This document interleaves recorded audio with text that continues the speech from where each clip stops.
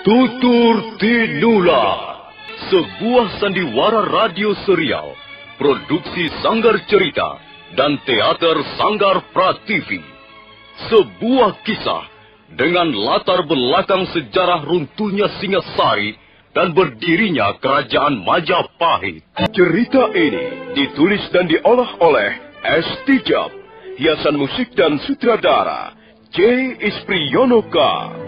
Kali ini mengetengahkan episode ke-9 dengan judul Badai Mengamuk di Atas Kediri.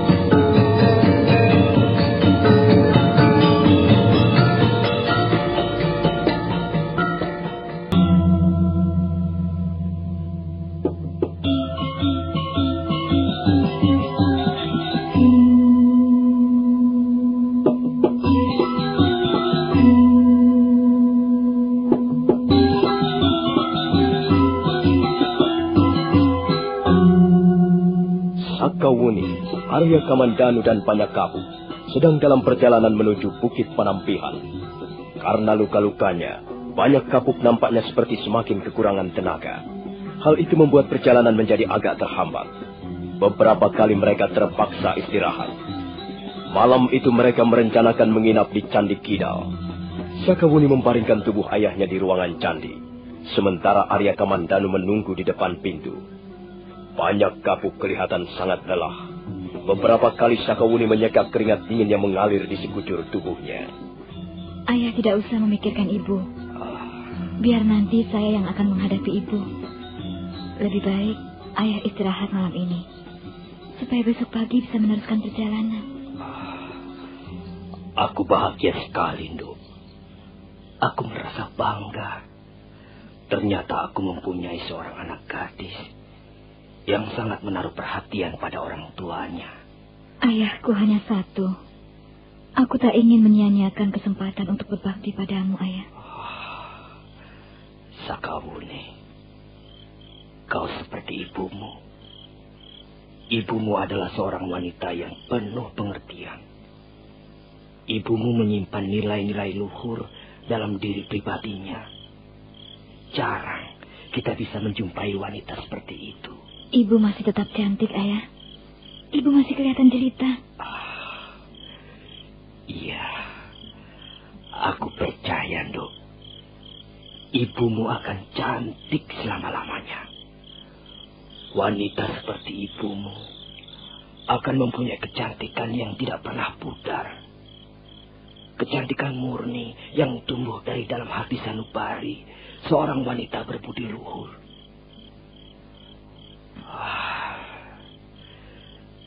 Tapi aku tidak yakin apakah ibumu akan menerimaku seperti dulu.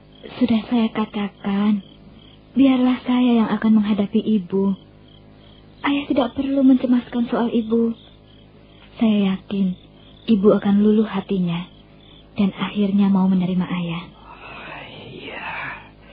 Iya. Mudah-mudahan saja begitu, Nduk. Di mana Ayah Kamandanu? Dia berjaga-jaga di pintu ruangan candi, ayah. Iya. Dia seorang laki-laki yang baik. Nampaknya dia menaruh perhatian yang besar terhadap kita. Dia sahabatku yang terbaik, ayah. Kami bersahabat sudah sejak lama. Malam terus mengalir perlahan-lahan. Candi Kidal tenggelam dalam kabut kesunyian. Akhirnya Sakawuni terlelap di samping ayahnya yang sudah lebih dulu tidur pulas. Sementara Arya Kamandanu menunggu sambil terkantuk-kantuk di depan pintu ruangan candi. Bangun dan merasakan tubuhnya kedinginan. Ternyata Panyakabu sudah lebih dulu terbangun. Bekas panglima perang kerajaan Singasari itu duduk bersila dengan hikmatnya. Kau sudah bangun, loh. Ayah rupanya sudah lebih dulu bangun. Seharusnya saya merasa malu. Kau tidak perlu malu pada ayahmu sendiri. Lagi pula, aku tidak bisa tidur nyenyak. Apakah ayah masih merasa sakit di bagian rusuk kiri? Iya. Kadangkala aku menjadi susah untuk bernafas. Oh. Seperti ada besi panas mengganjal di bagian rusuk kiri. Pukulan Aji Tapak Wisa memang benar-benar jahat. Ayah pasti akan segera sembuh setelah mendapat pengobatan dari ibu. Ibu mempunyai bunga tunjung biru yang sangat berkhasiat untuk memunahkan racun. Ya, mudah-mudahan saja ayahmu segera sembuh, Wuni. Sekarang sebaiknya kita meneruskan perjalanan. Apakah tubuh ayah sudah lebih kuat sekarang? Sakawuni, aku merasa agak segar setelah tidur terlelap di dalam ruangan candi. Aku kira ayahmu akan kuat, Nduk. Asal kalian tidak berjalan terlalu cepat. Kalau begitu, saya akan memberitahu Kamandanu. Kita akan berangkat sekarang, Ayah. Sakawuni menemukan Arya Kamandanu yang sedang memberi minum pada kuda-kudanya. Kemudian mereka memapah banyak kapuk naik ke atas punggung kuda. Dan sebentar kemudian, mereka pun sudah berangkat meninggalkan Candi Kidal.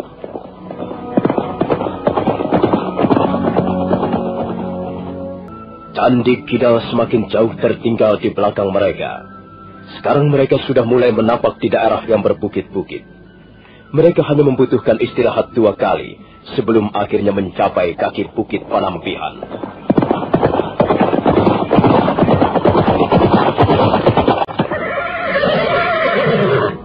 Nah, lihat Ayah. Di puncak bukit itulah ibu tinggal selama ini. Puncak Bukit Panampihan. Iya. Sakawuni. Iya, Ayah. Bersama siapakah ibumu tinggal di sana? Ibu tinggal bersama 14 orang muridnya, Ayah. Semuanya terdiri dari para wanita. Ibu adalah seorang tabib. Di samping itu, dia adalah seorang guru yang mengajar tentang ilmu pengobatan. Iya. Ibumu memang seorang wanita yang hebat, Buni.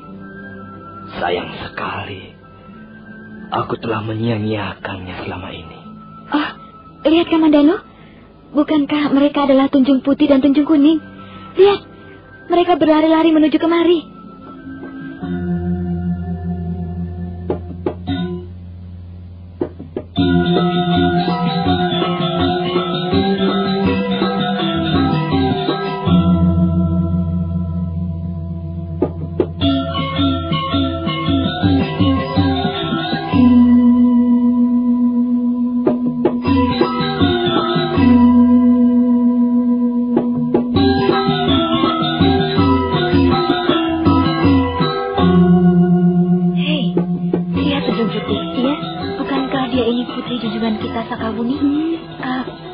Benarkah kau Sakawuni? Benar, Tunjung Kuning. Aku Sakawuni. Aku ingin menemui ibuku. Apakah beliau ada sekarang ini? Iya. Ibumu selalu murung setelah kau meninggalkan Bukit Panampihan beberapa waktu yang lalu, Sakawuni. Tentu beliau gembira sekali melihat kehadiranmu. Marilah, ayolah kami antarkan naik ke atas puncak bukit. Aku membawa ayahku Tunjung Putih. Beliau sedang terluka parah. Kukira kita tidak bisa naik ke puncak bukit sekarang. Sebaiknya kita mencari tempat istirahat. Kalau begitu, biarlah ayahmu istirahat di dalam pondok kami. Kurang lebih 100 langkah dari tempat ini, ada sebuah pondok kecil yang biasa kami pergunakan untuk berteduh. Marilah, kita bawa ayahmu ke sana. Mari, Ayah. Kita terpaksa tidak bisa meneruskan perjalanan dengan kuda. Kita harus meneruskan perjalanan dengan jalan kaki. Sakawuni dan Arya Kamandanu membantu banyak kapuk turun dari punggung kudanya. Kemudian mereka pun meneruskan perjalanan dengan berjalan kaki. Arya Kamandanu memapah banyak kapuk, menyusuri jalanan setapak yang semakin lama semakin menanjak.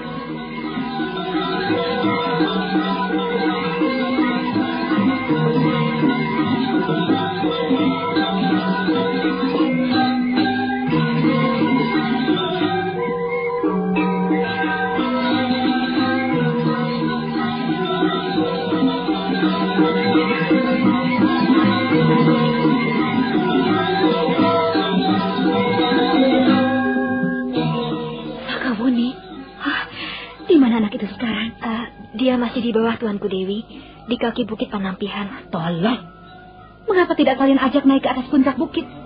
Mengapa kalian biarkan anakku di bawah? Ampun Tuanku Dewi, Sakawuni datang bertiga. Yang seorang sudah kami kenal dengan baik. Dia Arya Kamandanu. Lalu siapa yang seorang lagi? Yang seorang lagi sudah cukup tua umurnya, Tuanku Dewi. Kami belum menanyakan siapa namanya.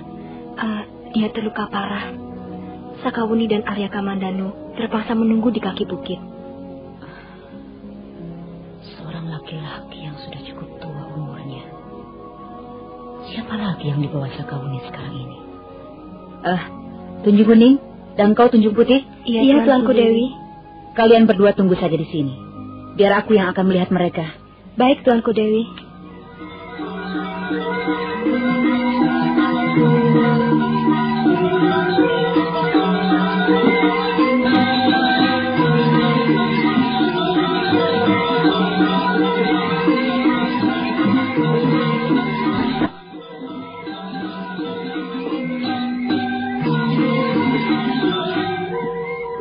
Arya Kamandanu menyalakan pelita minyak jarak, kemudian menggantungkannya pada dinding ruangan.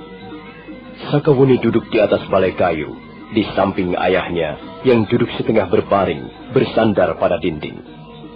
Sudah beberapa saat lamanya mereka menunggu Tunjung Kuning dan Tunjung Putih yang menjemput Dewi Tunjung Biru.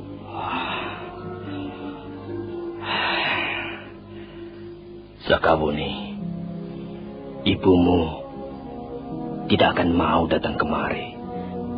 Percayalah. Kalau ibu tidak mau datang, dia bukan ibuku. Kami mempunyai persoalan yang sulit diselesaikan. Itulah soalnya.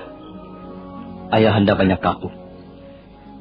Saya kira tidak ada persoalan yang tidak bisa diselesaikan. Mungkin persoalan itu sangat sulit dipecahkan. Terlalu memakan perasaan dan pikiran.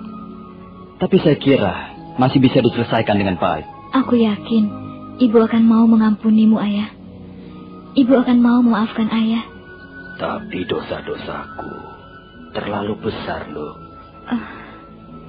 Setiap manusia mempunyai dosa.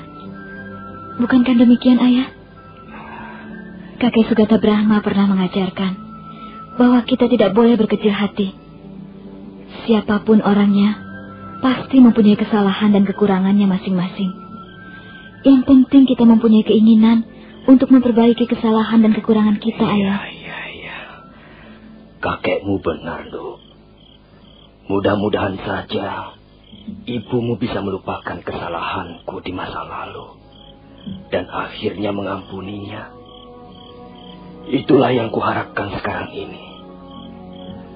Tak ada lagi keinginanku yang lain kecuali menerima pengampunan dari ibumu. Lihat, Buni. Lihat. Siapa yang datang itu? Ibu. Ibu datang, ayah. Lihat, ibu datang. Ibu berlari-lari menuju kemari.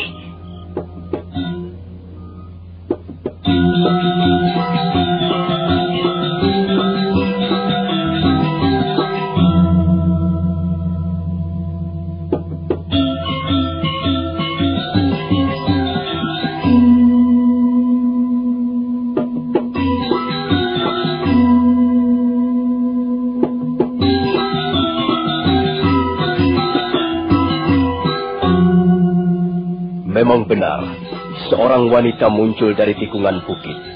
Pakaiannya berkibar tertiup angin malam. Wanita itu terus berlari-lari kecil menuruni bukit, menuju ke arah pondok di mana Sakawuni berada. Tak lama kemudian, wanita itu pun sudah berdiri di depan pintu pondok. Dada wanita itu sampai turun naik karena nafasnya yang terengah-engah. Ibu. Uni. Akhirnya kau datang lagi, Nduk.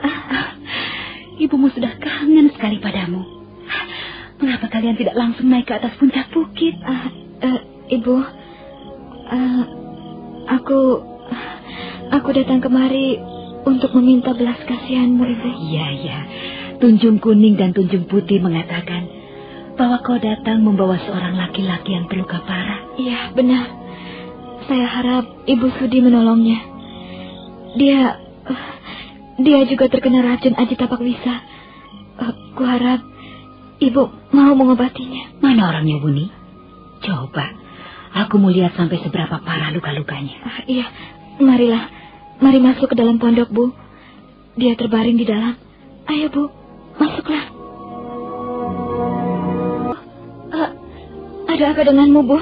Wuni, laki-laki itukah yang kau bawa dengan susah payah kemari? Iya, Bu. Bukankah Ibu sudah mengenalnya dengan cukup baik? Bu, bukankah Ibu sudah dapat mengenalinya kembali siapa dia? Tidak, Wuni. Ibu tidak pernah kenal dengan laki-laki itu. Ibu tidak pernah tahu siapa dia. Ibu baru pertama kali ini melihatnya.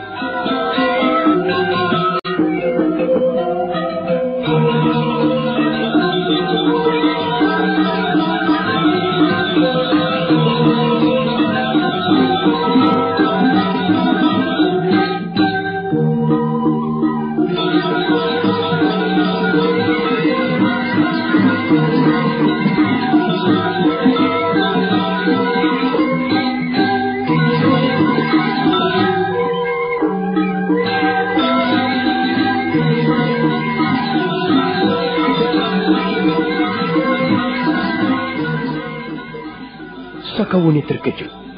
Dia sama sekali tidak menduga ibunya akan bersikap seperti itu. Banyak Kapuk menundukkan wajahnya ke arah balai kayu, di mana dia terbaring. Laki-laki setengah tua itu nampak sangat sedih. Ayu Pupuh sama sekali tidak mau lagi memandang wajahnya. Pandangannya dibuang jauh keluar, ke arah pohon-pohon gersang yang tumbuh secara liar di luar pondok.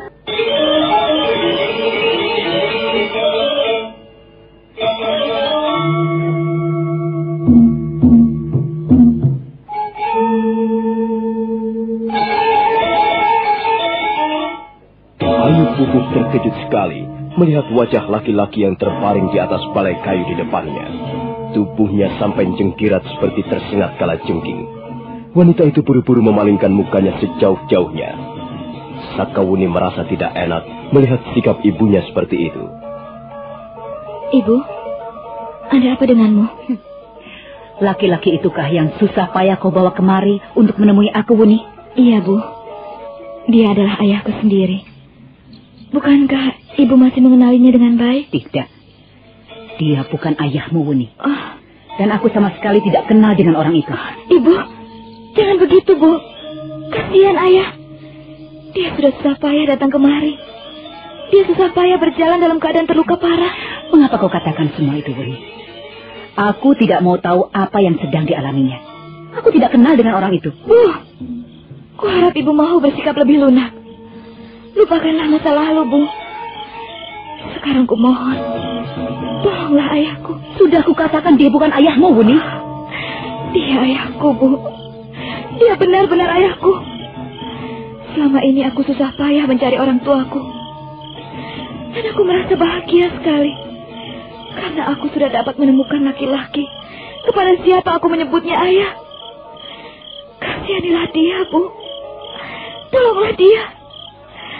Sembuhkanlah dia. Tidak. Tidak, Wuni. Lebih baik kau bawa dia pergi dari sini. Aku tidak akan menolongnya. Ibu, jangan pergi, Bu. Ibu, jangan pergi, Bu. Ibu.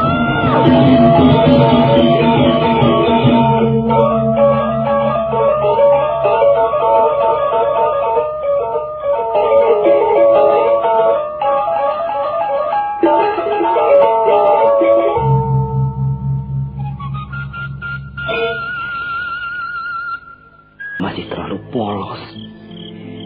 Dia terlalu lugu untuk bisa memahami keruwetan di dalam hidup ini. Sudahlah. Lebih baik Ayahanda Banyak Kapuk istirahat. Bagaimana hatiku bisa tenang, Kamandano?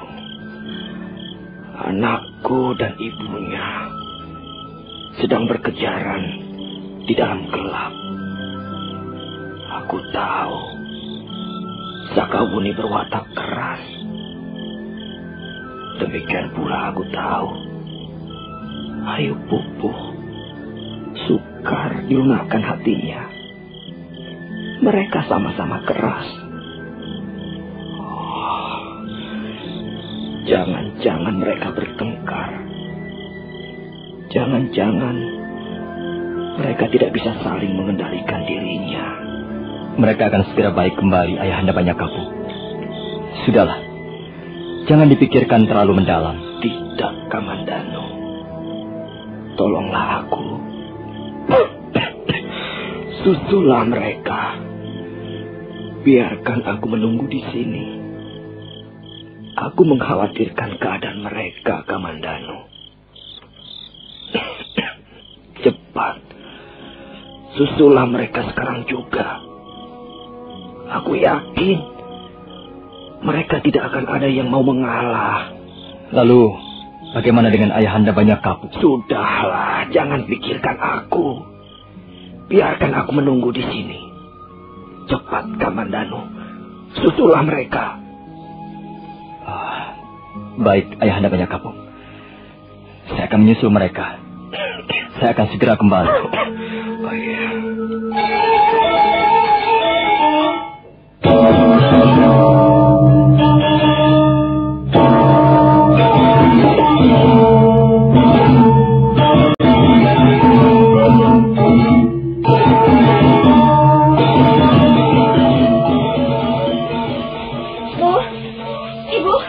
Mengapa kau menyusul aku, Sakawuni? Bu, jangan bersikap seperti itu. Kasihanilah ayah. Kembalilah, Bu. Tolonglah ayah. Tolonglah sembuhkan luka-lukanya. Sejak kapan kau mempunyai ayah, Wuni? Sudahlah, Bu. Lupakanlah masa lalu. Ayah sudah menyesali dosa-dosanya. Mengapa ibu masih juga berkeras hati untuk tidak memaafkannya? Sudahlah, Bu. Wuni, dengar. Kau adalah anakku, Wuni. Putriku satu-satunya. Aku sangat menyayangimu, Nduk.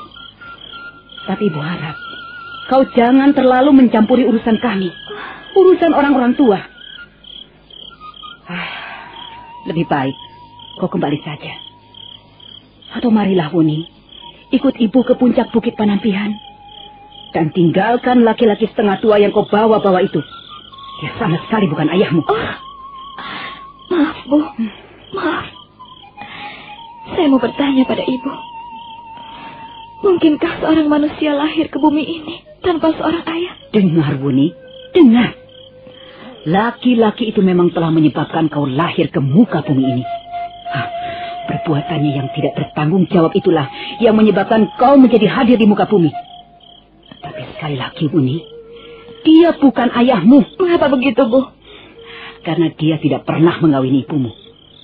Dapatkah dia disebut seorang ayah jika dia tidak pernah mengawini seorang wanita? Kepada siapa dia telah menanamkan benihnya? Sudahlah, Wuni. Ini adalah persoalan pribadi kami. Persoalan orang-orang tua. Kau tidak perlu ikut campur.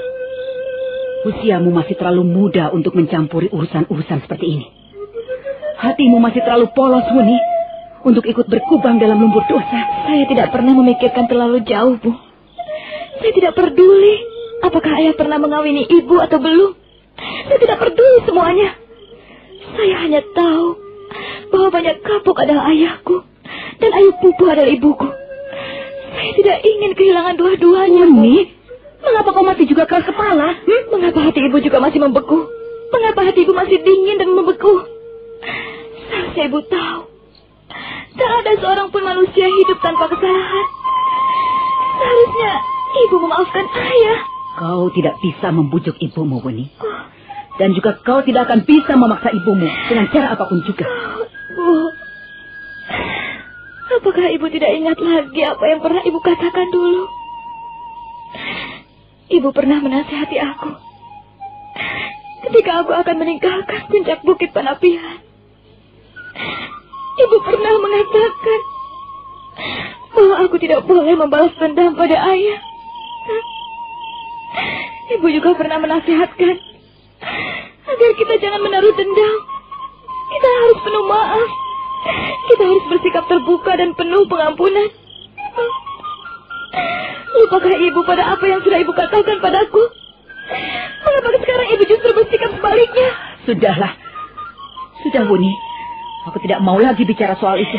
Ibu, jangan tinggalkan aku, Bu. Kasihanilah ayah, Bu. Sakawuni, kalau untuk dirimu, anakku, kau bisa datang sesuka hatimu ke puncak Bukit Panampihan. Tapi jangan lagi memaksa aku untuk menerima kehadiran laki-laki yang bernama Banyak Kapuk. Bu, tunggu Bu, Ibu terlalu kejam. Ibu tidak mempunyai hati. Ibu hanya mementingkan diri sendiri. Cukup Uni. Persoalan ini tidak perlu kita panjang lebarkan lagi. Kalau kau menyayangi ibu, lupakanlah orang yang bernama Banyak Kapuk. Sekarang pergilah. Jangan mengikuti aku lagi. Tidak. Saya akan terus mengikuti Ibu. Kalau kau masih terus membandel, Ibu akan menggunakan cara yang kasar, Wuni. Aku tidak peduli, Ibu. Aku tidak peduli Ibu akan berbuat apa terhadap diriku. Tapi yang jelas, aku akan mengikuti Ibu. Kemana Ibu pergi, aku akan terus mengikuti Ibu dan memohon kepada Ibu. Kau memang gadis yang keras kepala.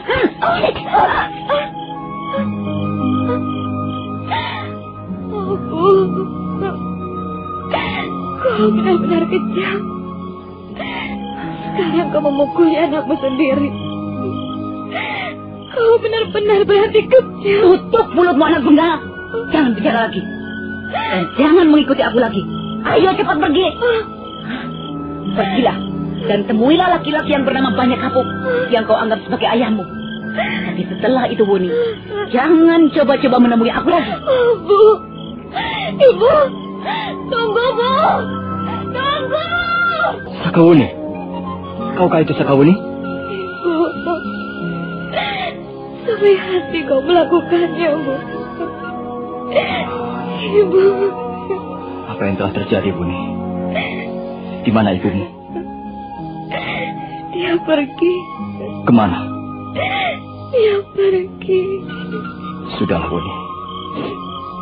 Lebih baik kita kembali ke pondok. Kasihan ayahmu. Ayo, kita kembali sekarang. Ibu, aku tidak akan kembali tanpa Ibu. Aku harus bisa melupakan hati Ibu. Sudahlah. Ibumu sedang teringat masa lalunya, Buni. Ibumu sedang sakit hati. Lebih baik kita tunggu beberapa waktu lamanya. Barangkali besok ibumu sudah akan merubah sikapnya. Kang Dano, benarkah Ayu Pupu ibuku? Benarkah Dewi Tunjung Biru ibuku? Buni, sudahlah. Jangan kacaukan pikiranmu sendiri. Marilah kita kembali. Kasihan ayahmu. Tidak, Kang Dano, tidak. Dia pasti bukan ibuku. Dia pasti wanita lain yang mengaku-ngaku sebagai ibuku. Ayu Pupu bukan ibuku. Ayu Pupu berhati kejam. Sakawuni tidak mempunyai ibu yang berhati kejam seperti Segala. Kau kejam, Ayu Pupu. Kau kejam. Hatimu seperti sebongkah batu. Dewi Tunjung Biru bukan ibuku. Buni. Ayu Pupu bukan ibuku. Buni! Sakawuni! Sakawuni! Dia terus berlari-lari sambil berteriak-teriak marah. Arya Kamandanu tidak bisa berbuat lain kecuali menyusul Sakawuni.